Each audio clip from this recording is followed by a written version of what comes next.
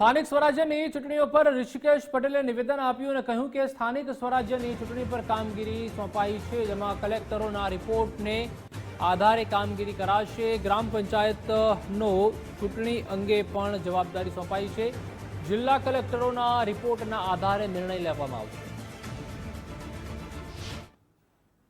राज्य सरकार ने चूंटणी पंच ये बेने सत्ता है અને સાથે જ્યારે કલેક્ટર એટલે કે જિલ્લા કક્ષાએ ગ્રામ પંચાયતો 1994 થી પાવર આ રાજ્ય કક્ષા જિલ્લા કક્ષાએ કલેક્ટરશ્રીને આપેલા છે।